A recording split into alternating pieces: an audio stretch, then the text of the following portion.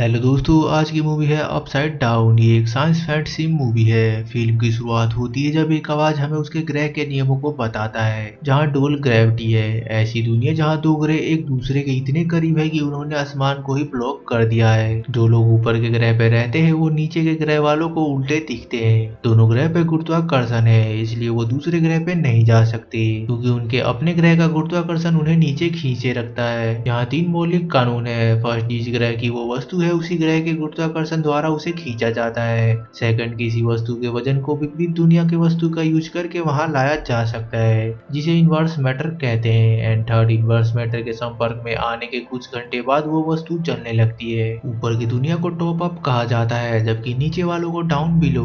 दोनों दुनिया की स्थिति बहुत अलग है। ऊपर का ग्रह बहुत विकसित और अमीर है, जबकि नीचे वाला अविकसित और गरीब है। ऊपर वाले नीचे से सस्ते दामों पे तेल निकालते हैं और उन्हें बहुत ऊंचे दामों पे बिजली बेचते हैं। वो नीचे वालों के संसाधनों का यूज करके खुद को विकसित बनाते हैं। किसी भी व्यक्ति को दूसरे प्लानट के व्यक्ति के संपर्क में आना मना था। इस कानून को तोड़ने वाले को मारा जा सकता है या जेल हो सकती है। दोनों ग्रह का एकमात्र कानून संपर्क ट्रांसवर्ल्ड कंपनी के हेडक्वार्टर में हो सकता है। ये दो दुनिया को जोड़ने वाली एक गगनचुंबी इमारत है। ऊपर के लोग घूमने और सस्ते चीजों जैसे डांसिंग के लिए नीचे आते हैं, लेकिन नीचे के लोगों के पास ऐसी चीजें नहीं है। अब दिखता है ये आवाज एडम नाम के लड़के की है, जो कि नीचे के ग्रह पर रहता है। उसके माता पिता की मृत्यु कई साल पहले ट्रांसवर्ल्ड फैक्ट्री के विस्फोट में हुई थी, जिसने शहर के आधे हिस्से को नष्ट कर दिया था। इसलिए वो एक अनाथालय में रहता है। उसकी एकमात्र रिश्तेदार उसकी आंट बैकी है, जो कि वीकेंड पे मिलते हैं। एडम की जिंदगी में आनंद उड़ता जहाज और उसकी आंट का उड़ता पैनकेक है। एक दिन जब वो बैकी के वहां होता है तो वो अपनी गुप्त फ्लाइंग पैनकेक के रेसिपी के बारे में बताती है। वो पैनकेक में गुलाबी मधुमक्खियों के पराग का उपयोग करती है। गुलाबी मधुमक्खियां दोनों दुनिया से अपना पराग इकट्ठा करती हैं, जो केवल ऋषि पर्वत पे पाया जाता है।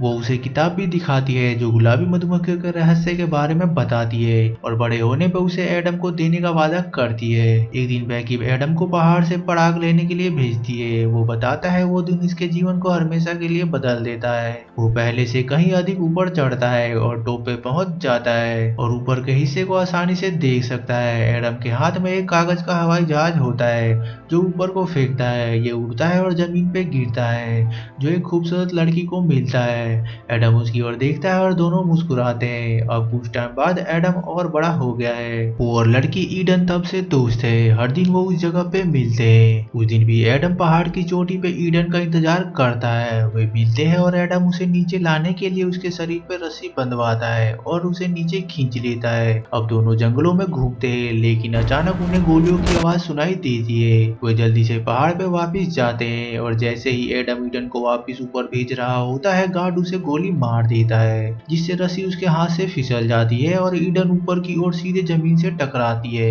एडम उसे जमीन पे पड़ा देखता है और उसके सर से खून बह रहा था। इस बीच गार्ड एडम को ले जाता है और उसे बैकी से अलग करके उसे कैद कर लेते हैं और बैकी के घर को भी आग लगा देते हैं। अब 10 साल बाद एडम मैकेनिक शॉप पे अल्बर्ट नाम के आदमी के पास काम करता है। वो मधुमक्खियों के पराग से एंटी एजिंग फेस क्रीम बनाने के लिए एंटी ग्रेविटी फॉर्मूला बना रहे हैं। हालांकि फॉर्मूला कुछ सेकंड के लिए काम करता है। फॉर्मूला को और विकसित करने के लिए जरूरी चीजें ऊपर को उपलब्ध हैं। एक दिन काम पे वो ईडन को टीवी पे देख के हैरान हो जाता है, क्योंकि घटना के बाद से उसने उसे नहीं देखा था और ये पता चलता है कि वो ट्रांस वर्ल्ड में काम करती है। एडम ये देख के काफी खुश होता है। तब वो ट्रांस वर्ल्ड में काम करना शुरू कर देता है, क्योंकि वे उसे फेस क्रीम बनाने के लिए जरूरी चीजें प्रदान कर सकते हैं और एडम फिर से अपने बचपन के प्यार से मिल सकता है। ट्रांस वर्ल्ड में काम के पहले दिन एडम को काफी अच्छा लगता है। इस इमारत में काफी मंजिलें हैं। प्लस सिंबल वाले फ्लोर ऊपर के कर्मचारियों के लिए होता है, जबकि माइनस वाले नीचे के कर्मचारियों के लिए।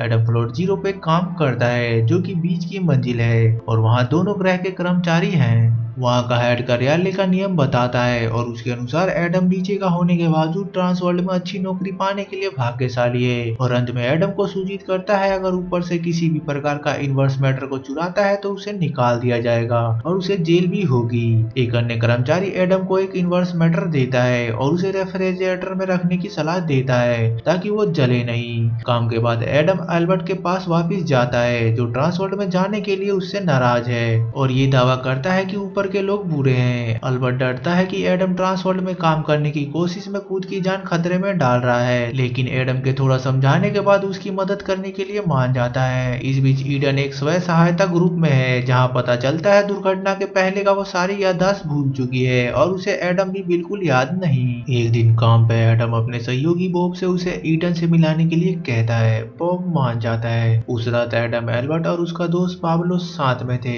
पाब्लो एडम से पूछता है कि क्या वो वास्तव में उसके लायक है। उसे डर था कि ईडन अब एडम के साथ रिश्ता नहीं रखना चाहेगी, लेकिन एडम जोर देके कहता है कि हाँ, वो उसके लायक है। अगले दिन काम पे वो बॉब को उपहार के रूप में दुर्लभ टिकटें देता है।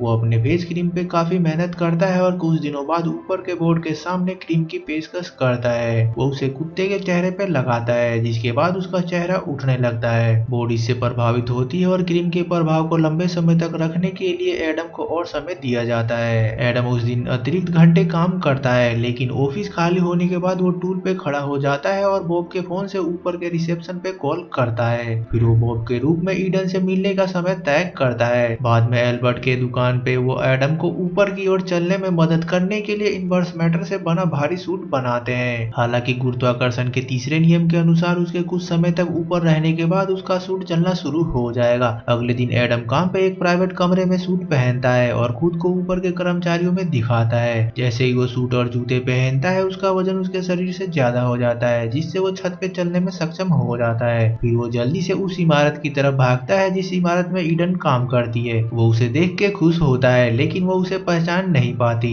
उसकी सहयोगी ईडन के भूलने की बीमारी के बारे में बताती है। एडम अब बहाना बनाता है कि क्या उसको चेहरे के लिए क्रीम में दिलचस्पी है और उस उम्मीद में उसे बचपन की बातें बताने की कोशिश करता है, लेकिन वो सिर्फ हंसती है। तभी उसका सूट जलना शुरू हो जाता है। एडम बाथरूम में भागता है और पानी से दर्द कम करने की कोशिश करता है, और जब वो पेशाब करता है तो वो छत पे गिरता है। पेशाब स्मोक डिटेक्टर में चला जाता है, जिससे अलार्म बज जाता है और कर्मचारी एडम का पीछा करते हैं, लेकिन वो भागने में सफल रहता है। उस रात बाद में पाब्लो और अल्बर्ट उसके जलन पे मरहम लगाते हैं। पाब्लो अभी भी ईडन पे संदेह करता है। अगले दिन बोर्ड कुछ कर्मचारियों के नाम की घोषणा करती है जिन्हें काम से निकाला जाना है। लिस्ट में बॉब का नाम भी था। सबके जाने के बाद बॉब और एडम के बीच बातचीत होती है। एडम को बॉब पे तरस आता है और जाने से पहले बॉब उसे बॉक्स में की कार्ड और अपनी आईडी देता है, ताकि एडम ट्रांसवर्ल्ड बिल्डिंग से बाहर निकल सके और ऊपर के क्षेत्र में प्रवेश कर सके।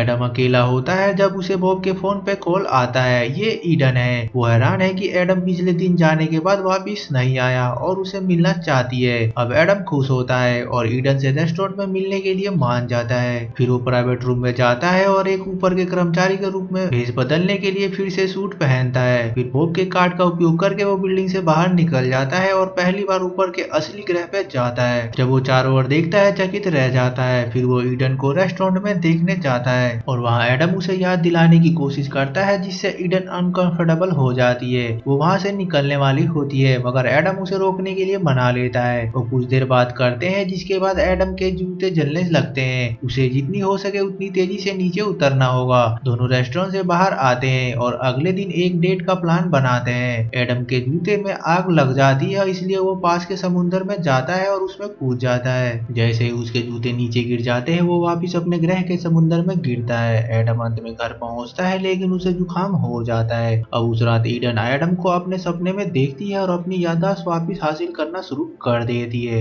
अगले दिन काम पे एडम के फेस क्रीम का फॉर्मूला पूरा हो जाता है। वो उसे एक ऑडिटोरियम में बोर्ड मेंबर के सामने प्रस्तुत करता है। एडम के पास एक बूढ़ी औरत बैठी थी और वो उसके चेहरे पे क्रीम लगाता है और उसका स्किन तुरंत टाइट हो जाता है और बोर्ड मेंबर ताली बजाते हैं। तभी ऑडिटोरियम में ईडन आती है और वो एडम को देखती है और हैरान हो जाती है कि वो नीचे के ग्रह से है। वो उसे सबके सामने बॉब कहती है, लेकिन एडम कहता है वो शायद गलती कर रही है, उसका नाम एडम है। उलझन में ईडन वहाँ से भाग जाती है और मीटिंग खत्म होने के बाद एडम अपने सूट में ऊपर की ओर भागता है और ईडन को खोजते हुए दौड़ता चला जाता है। हालांकि एडम के पहुंचने से पहले ईडन बिल्डिंग से बाहर चली जाती है और एडम बॉब का कार्ड का उपयोग करता है, लेकिन इस बार वो काम नहीं करता क्योंकि बॉब को निकाल दिया गया है। ये देख के एडम वहाँ से भागता है और गार्ड उसका पीछा करते हैं। वो भागने में कामयाब हो जाता है, लेकिन उसके पास वापिस नीचे जाने का कोई रास्ता नहीं है। अब ईडन को खोजना मुश्किल है, इसलिए वो बॉब के घर जाता है। वो हैरान है, मगर उसका तहे दिल से स्वागत करता है। एडम अब छत पे बैठता है और बॉब उसे ऐसा सूट देता है जिसे उसने एडम को नीचे लाने के लिए डिजाइन किया था। इस सूट को इस तरह से डिजाइन किया गया था कि ये इनवर्स मैटर में लंबे समय तक रहने से भी नहीं जलेगा। फिर एडम उसे गुलाबी पराग का जादू दिखाता है। वो दोनों ग्रहों के तरल पदार्थ को मिलाता है और एक तैरता हुआ पदार्थ बनाता है जो दोनों ग्रह के गुरुत्वाकर्षण का प्रतिशोध करते हैं। बॉब डर जाता है कि ट्रांसवर्ल्ड के पास ये फॉर्मूला होगा तो वो इसका इस्तेमाल अपने लाभ के लिए करेंगे, लेकिन एडम कहता है उसने ट्रांसवर्ल्ड को गुलाबी पराग के बारे में कभी बताया ही नहीं। उसके बिना कंपनी फेस लिफ्टिंग क्रीम नहीं बना सकती।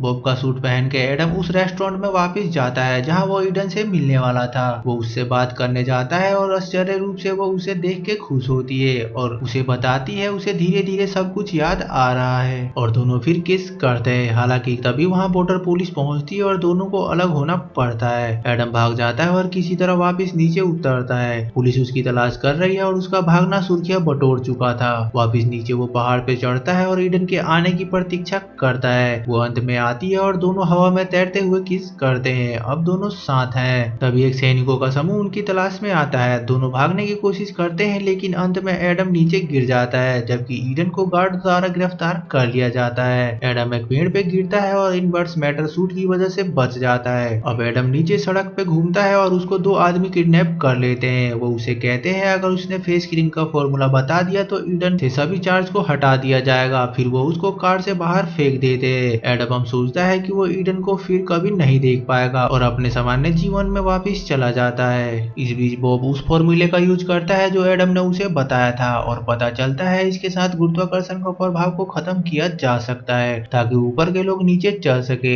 अगले दिन ईडन बॉब से मदद मांगने जाती है। बाद में उस दिन बॉब नीचे जाता है और एडम एल्बर्ट की दुकान में होता है। एडम हैरान है और उसे पूछता है कि ये कैसे मुमकिन है। एडम के फॉर्मूले का उपयोग करके बॉब वास्तव में हवा में तैर सकता है और वो उसे दिखाता है कि वो बिना ऑपोजिट मैटर के भी नीचे रह सकता है। उसने एडम के फॉर्मूले को परफेक्ट किया ताकि दुनिया का कोई भी वस्तु ग्रेविटी के इफेक्ट को काउंटर कर सके। बॉब ये भी बताता है कि ट्रांसवर्ल्ड से पहले उसने फेस क्रीम का पेटेंट खरीद लिया। फिर एडम को बताता है उसे डेट पे जाना है। जल्दी ईडन उसे नीचे की दुनिया में मिलती है और बताती है कि वो प्रेग्नेंट है। इससे पता चलता है वो दोनों दुनिया में रहने के लिए फ्री है। अब कई सालों बाद दोनों दुनिया में गगनचुंबी इमारतें दिखती है जिसका मतलब है दोनों दुनिया अब खुशहाल हो चुकी है और दोनों दुनिया के बच्चे साथ में बास्केटबॉल खेलते हैं और बातचीत करते हैं। इस तरह की और मूवी देखने के लिए लाइक और सब्सक्राइब जरूर करें।